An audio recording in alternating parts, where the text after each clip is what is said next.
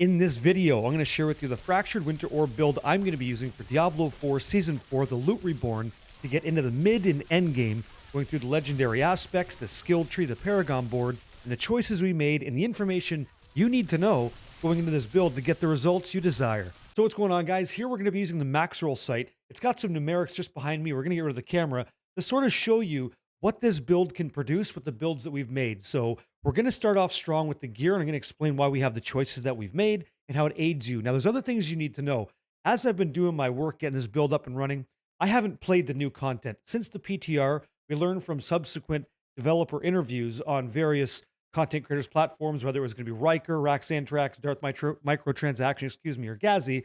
We learned that the pit level 150 is similar to an Abattoir of Zir level 25. So we know that the pit is going to be just jammed with like value and more difficulty and maybe even more monster health. So how the hell does a build like Frozen Orb deal with that when it was nerfed after the PTR? I'm going to show you how. It's actually a little bit better than you may think. Let's dig into the stats here in the gear and see what's going on. So right away, you're going to see that we're going to be using the following on the helmet. The Exploiter's Runic Cap. The base doesn't matter. It's not a Runic Cap, but it's a legendary aspect you care about.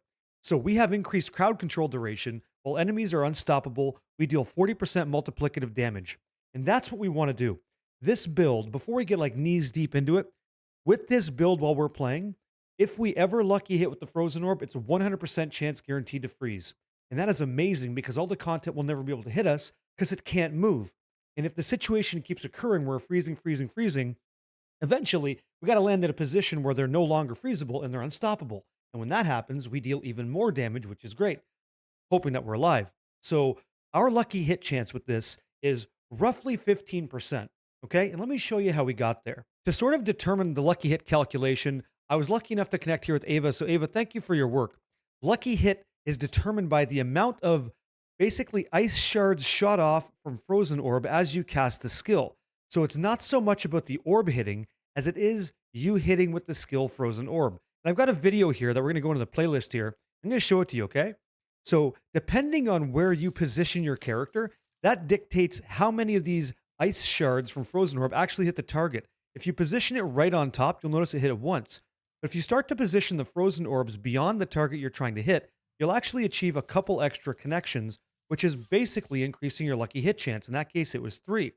So in my opinion, after doing rigorous testing, that was 5. I would say the average is going to be about 4. 4 ice projectiles per target that we hit with Frozen Orb. And the reason that matters is we need to understand how lucky hit is occurring for all of the tempering choices we make on our gear. I'm getting a bit of ahead of myself, but I want you to know and what to get ready for and how to play the build correct.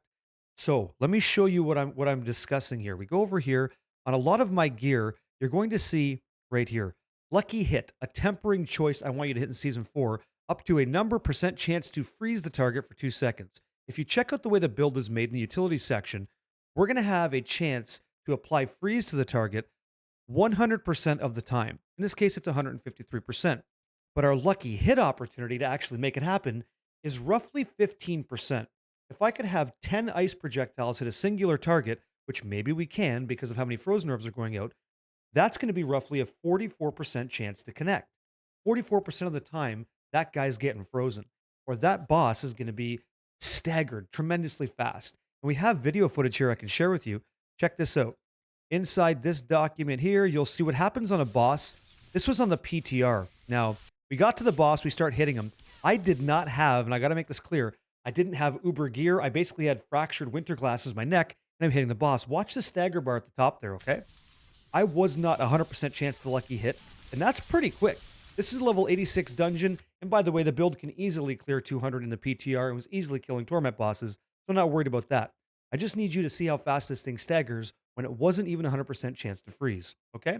So it's pretty consistent. I could let this go a couple times. It's all good. You'll see as we get out of that stagger window, and we want to live in that stagger window or that freeze on monsters. See how fast it comes back up? You basically want to keep these guys in perma CC. Crowd control, stagger, frozen. That's the effect we're looking for. And so the build does that. So let's go over it from the top. Exploiters, when they're no longer able to be frozen, let's get rid of this here. You'll deal 40% multiplicative damage. On the chest, Snow Veiled is going to be the legendary aspect. Casting Ice Armor makes us unstoppable and grants us 30% additional armor for 5 seconds.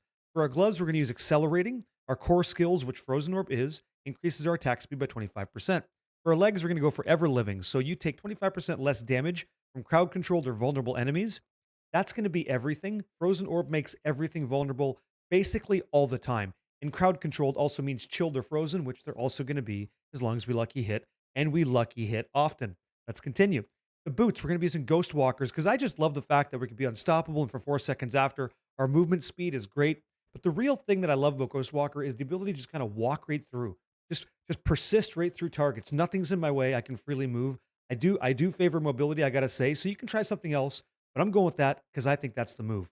As for the weapon, we're going to be going Frozen Orbit. So, Frozen Orb explodes 2 additional times at its destination for 60% of Frozen Orb's damage. For our offhand, we're using Storm Swell.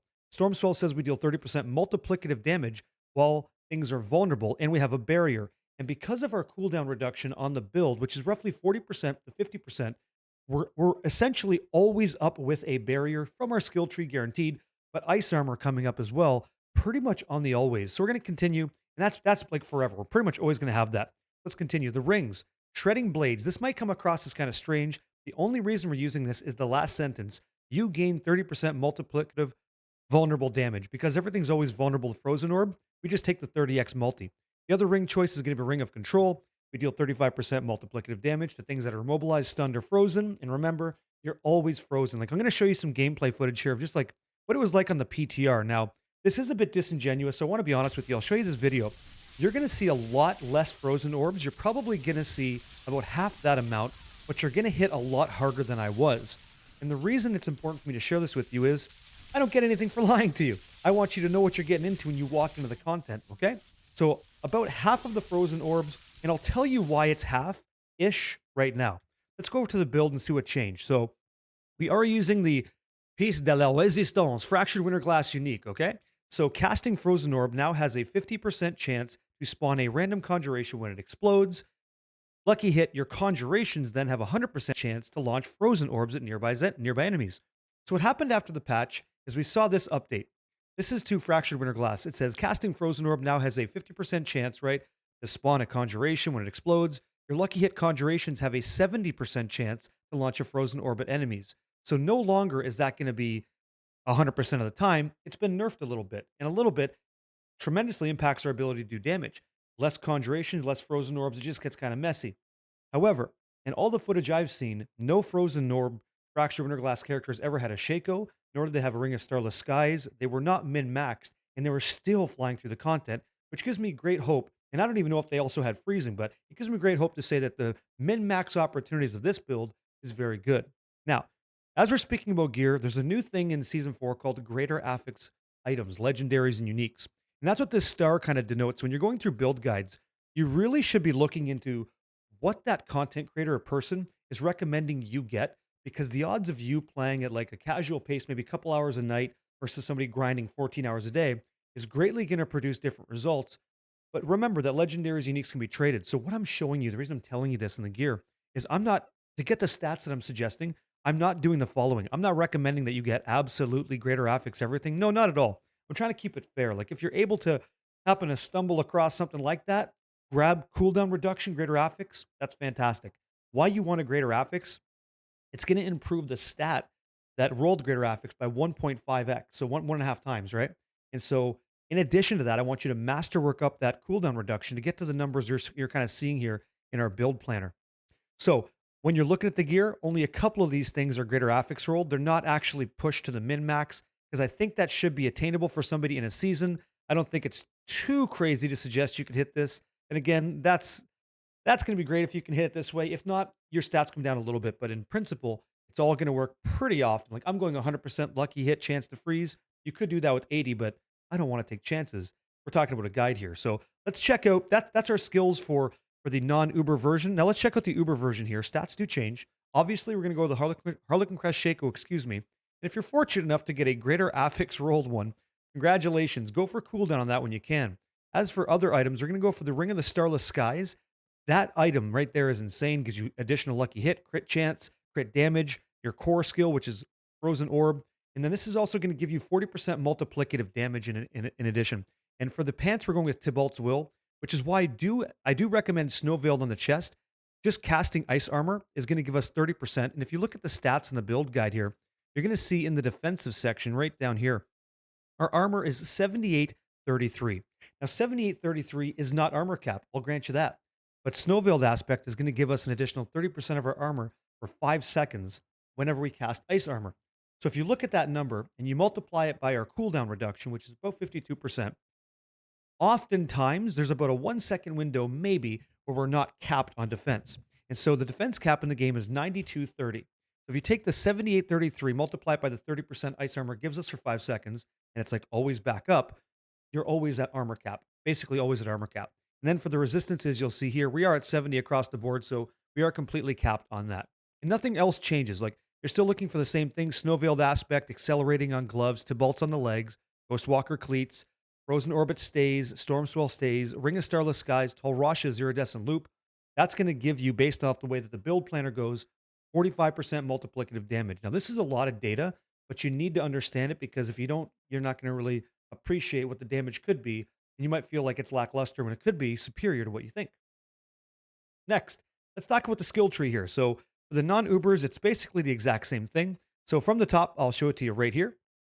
You're going to put 1 point. It doesn't matter where your points go. 1 point in a Firebolt at least, and then a second point just to get access to your core skills. So 1 in Firebolt, 1 in Frostbolt. Moving into your core skills, you're going to max out Frozen Orb with 1 point into Enhanced Frozen Orb, 1 point into Greater Frozen Orb.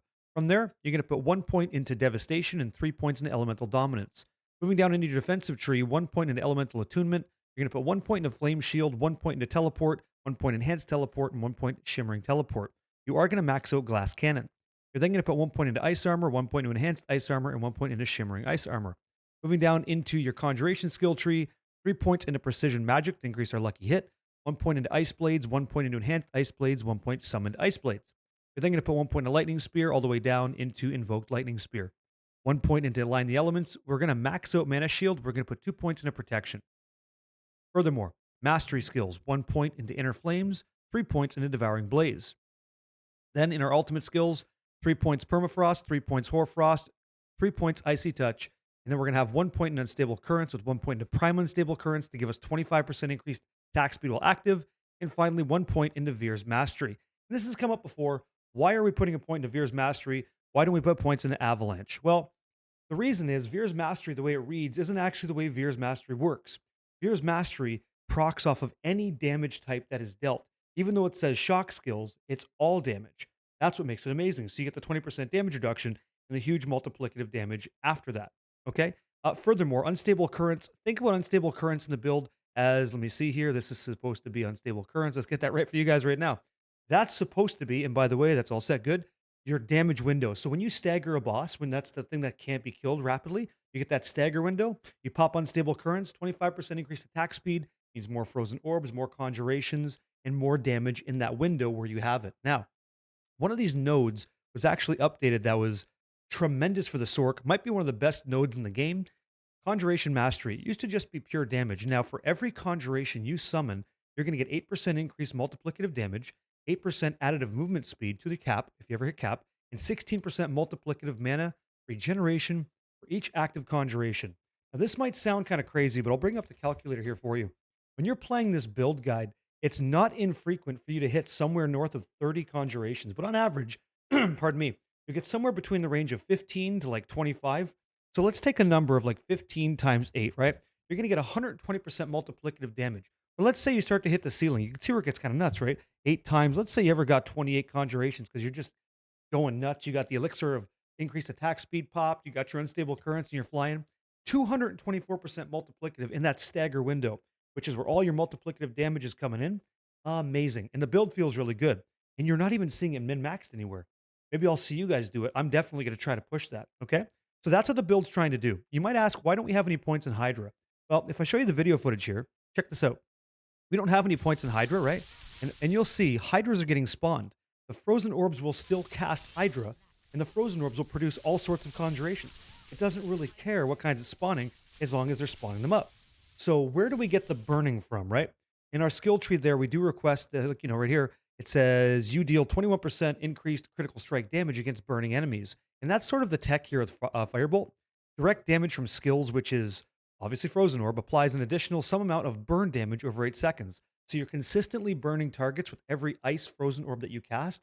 That's a win, okay? In addition, like everything else that you make, the conjurations, yada yada, that's all doing its jazz, okay? And then you're gonna have even more ice blades, which is gonna give you 20% of enhanced ice blades cooldown reduction applied to other skills, which hopefully is gonna be things like ice armor to make sure we're always perma ice armor, things like unstable currents coming back down faster, things like flame shield if we're in an oh shit situation, right? The whole build is very, very resilient and it's super fun to play. And that's why I'm not giving up on it, even with the 30 to 40%, 50% damage reduction. I'm not so sure about that. I'm pretty sure we're going to be staggering frequently, often, and looking good doing it. Because, man, this build moves. This build just moves. Okay, let's go talk about the Paragon tree real quick. Because it's a beaut, man. A lot of work went into this one to make sure that we're all set. We have all the information we need. Let me get out of here. Okay, Paragon board, okay? We're going to start off on, obviously, starting board, Tactician Glyph, okay? So, Tactician says we deal 10% multiplicative damage for 4 seconds after casting a defensive skill.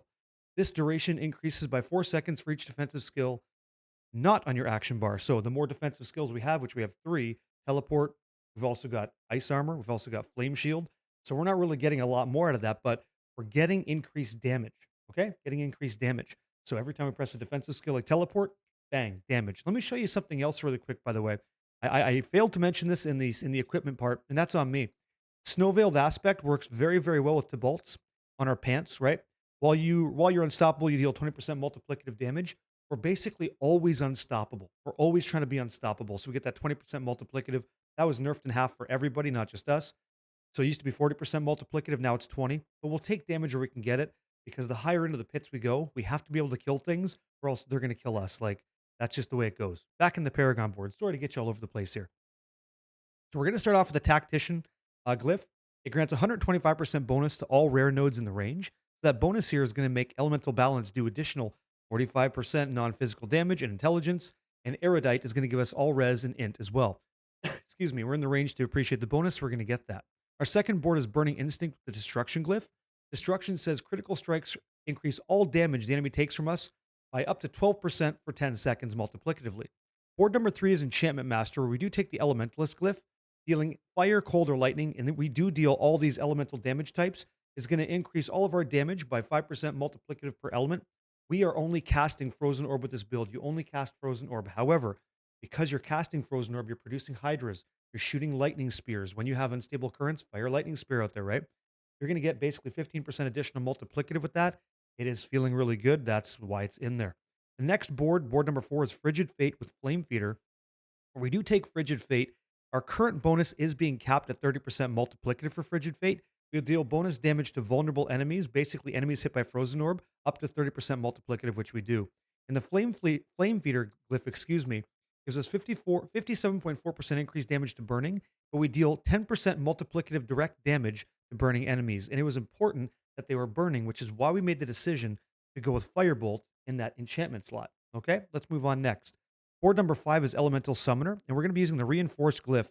I tried other glyphs in this slot. It doesn't make a lot of sense. Reinforced is a pretty great option.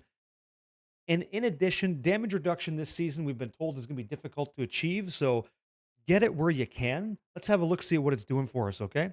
So Reinforced is going to give us all res. It's going to give us intelligence, which we love. Intelligence is our main stat and also gives us resistance. But we also get 15% damage reduction. While we have a barrier, we always have a barrier with the build. You're also going to be getting Erudite, but we don't max this out because we may not hit willpower, and that's okay. Going into board number 6, Ceaseless, Conduit, and Territorial. We're only going for the glyph here, and Territorial gives us increased damage to close. We also gain 15% additional damage reduction to close enemies. And if I showed you the way the gameplay went here, and I'm going to, when we're playing Frozen Orb, we're generally close to most of the targets we're hitting. This is a big point. I need you to hear this. I need you to know this part, because if you're not aware of this, and I certainly didn't know it, you're welcome, and it's going to change the way that you play. So, what is close in Diablo 4 relative to how Frozen Orb is being cast? Does Frozen Orb check if you were close based on the position you were when you cast the Frozen Orb? Like, does the spell care where it was cast from? Or does the game care so much about where you are, regardless of where these Frozen Orbs are coming in from, right? The answer is this. It only matters where you, the player, are at the time that the projectile hits the target it's hitting. That's all that it is. So, If you're like back over here, right? I'll get over here. Look at the mouse, top right. If I'm up over here and I teleport in right beside these guys or somewhere in close range, we're going to discuss close range in a minute, they will automatically take the increased damage from close. It's dynamic. If I was back here and all these frozen orbs hit this target, I would not be close. It's about you, the player, in your position when the spell projectile hits. And that's these little ice blades. It's not so much the orb exploding, it's the ice blades that come out. Okay? And so to show you what close damage looks like, I've got a video here that I can show you that kind of suggests what it is. Now, I'm going to get out of here again. You need to see this. So close, right? Close is about this much around your character. It's actually quite generous. And you can see the damage numbers hitting off Frozen Orb here. When we are close, it's 522, 653. So we know the radius is here, right? 653. Then you have 330 and 283. So we're not close on this target at all. But if we were, all the numbers would have been roughly in the 400 range and higher, hitting somewhere like, 520, that kind of thing. So close is roughly the size of a waypoint outer circle or the size of just past an evade. That's where you want to live if you're going to be dealing close damage. And you may ask, why do I care about close damage? Territorial Glyph brought us here, by the way. Here's why you care. Okay, we're going to go back into the skill tree for a second. There's something happening in Season 4 called Tempering, and Tempering is important. Tempering allows you to add damage to your character as you're playing it, but there's 3 clusters of damage that you can enjoy. Damage to close, you could also do damage that is just cold damage, or you could do damage that is distant, okay? Distant will yield the highest value of all 3 that you can get, and I've got some notes here that I'm going to reference, because you can play it any way you want. If you wanted to calculate all 5 positions where you could get close, and it's coming off the gloves, your 2 weapons, and your 2 rings, if you put cold damage on everything, you'd get 399% increased damage to cold. If you decide to go the way I'm going, which is close, you're going to get 616.5% on all 5 items. If you decide to go distant, which is the biggest pool that you can get, and you roll it all perfect, that's 689% damage. Now, I'm not taking that additive damage to close. I decide in the Uber build here to go with multiplicative damage buckets. It will always yield more as you multiply instead of add. So it's important to know that. Cold is the lowest, but it doesn't care where you are. Distant is the highest, but you got to play far away. Cold is get right up there and have a nice time.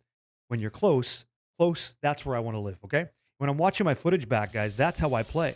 I'm basically close the whole time.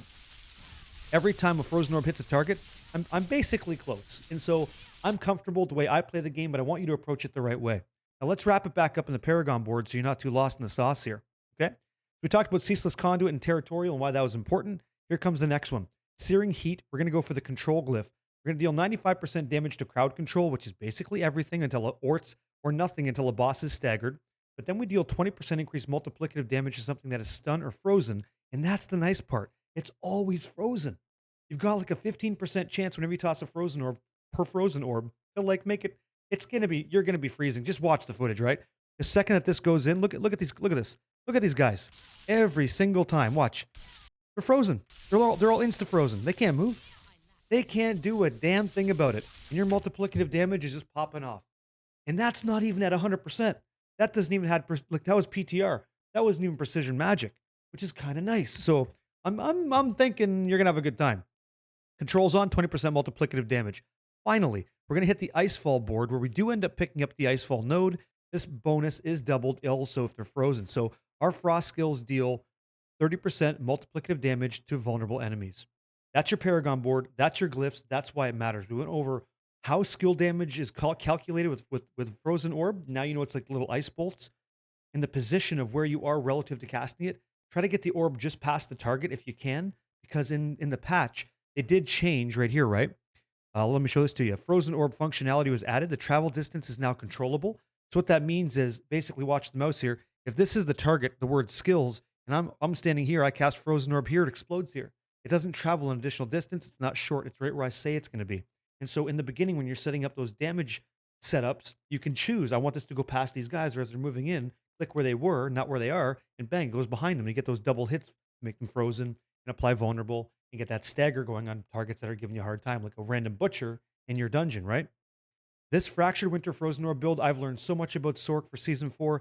I've done the work. I will be live when the ladder goes. You're more than welcome to hang out. Maybe join me as a stream team. We'll go after it. Twitch.tv/barricade is where I stream Tuesday, Wednesday, Friday, Saturday. But this week, We're going longer because we got a new season to play. I hope you learned something in this video. It's quite thorough, and I hope I held the attention long enough for you to actually appreciate what the hell's going on in this build because it's quite a bit. And I certainly learned it, and the first thing I'm going to do is share it with you. Good luck in Season 4. Have fun in your Hell Tides. You're going to dominate and have a damn good time. Tell me how good your gear is. If you find extra items you don't need, you can trade them this season. Things like legendary aspects and uniques. Catch you guys in the next one. I'll see you in Season 4.